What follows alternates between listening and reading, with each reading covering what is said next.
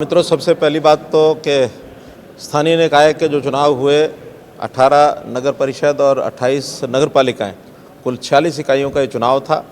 और विशेषता इस चुनाव की ये थी कि सबसे पहली बार चेयरमैन का जो सीधा चुनाव हुआ है और इस सीधे चुनाव का बहुत स्वागत किया गया। सब लोगों ने कहा कि बहुत अच्छा ये मूव है, एक सफल मूव।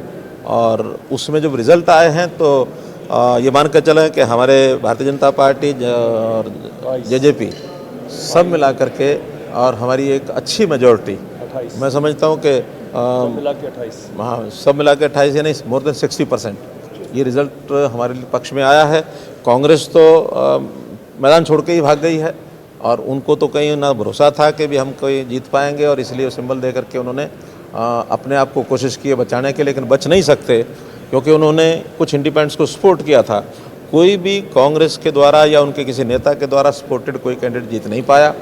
और एक अच्छे रिज़ल्ट के नाते से मैं हरियाणा की जनता को भी बधाई देता हूं, उनका धन्यवाद करता हूं, और जो जीत करके आए हैं, चाहे चेयरमैन हैं चाहे पार्षद हैं, उन सबको भी बहुत बहुत बधाई देता हूं। सर, सरकार की जो कार्यशैली है 7-8 साल में जो काम हुआ है, और संगठन में आपकी बीजेपी के हरियाणा के संगठन ने जो जिस तरीके से संगठन की मैनेजमेंट की, उसी के बलबूते पर आप ये मानते हैं कि 60% से भी ज़्यादा निकाय में आपको बड़ी वजह क्या मानते हैं? देखिए, हमारा जो संगठन है वो बहुत नीचे तक, रूट लेवल तक, यानी पहले तो हम बूथ लेवल तक खड़ा करते थे, अब बूथ से भी आगे, उसके आगे पन्ना प्रमुख तक की इकाई हमने बनाई हुई है।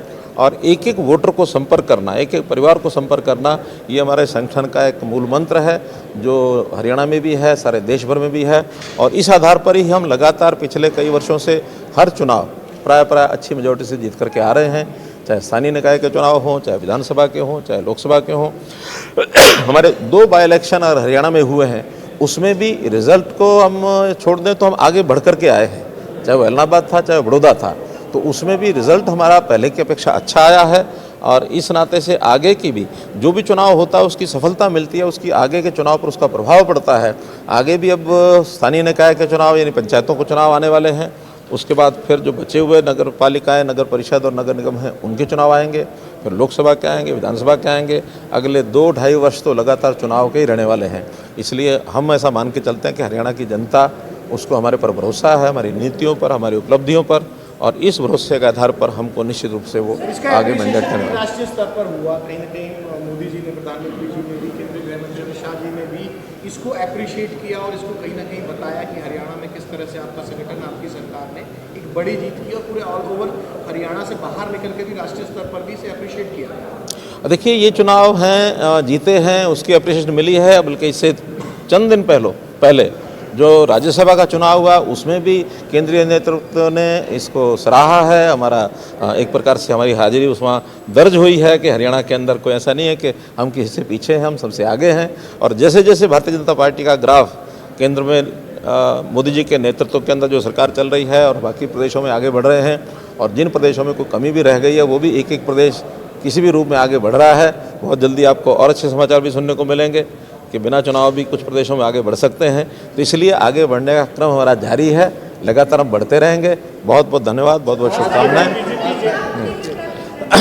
जैसा हमको पता है कि देश के राष्ट्रपति जी का जो चुनाव है वो घोषित हो चुका है, उसका नामांकन अब हो रहा है। तो उस नामांकन के लिए देश भर के जितने भी विधायक हैं, सांसद हैं, उन सबको नामांकन के लिए आह्वान किया जाता है।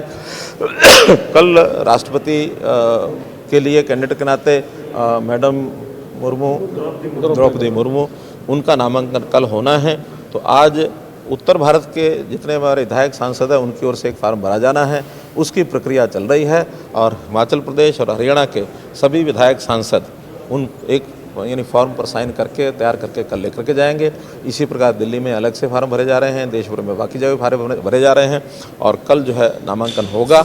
और निश्चित रूप से निश्चित रूप से यूपीए के नाते से, एनडीए के नाते से जो भी मुकाबला होगा, उस मुकाबले में एनडीए का हमारा कैंडिडेट निश्चित रूप से विजयी होंगे। हम कल कुछ मुख्यमंत्रियों को बुलाया है वहाँ, तो मुझे भी कहा गया है कि कल वहाँ प्रधानमंत्री जी, कुछ प्रदेशों के मुख्यमंत्री नामांकन के समय वहाँ से उपस्थित रहें। कल मैं वहाँ जाकर के आऊँगा। भाजपा कोई संयुक्त रैली भी प्लान कर दी है सर हरियाणा के अंदर, अभी केंद्रीय नेताओं से मिलकर के? इच्छाएं व्यक्त की हैं कुछ हमारे साथियों ने। हम भी चाहते हैं कि हरियाणा के अंदर एक अच्छा बड़ा शो किया जाए। कब करेंगे और किस उपलक्ष्य में करेंगे उसका भी विचार करना बाकी है।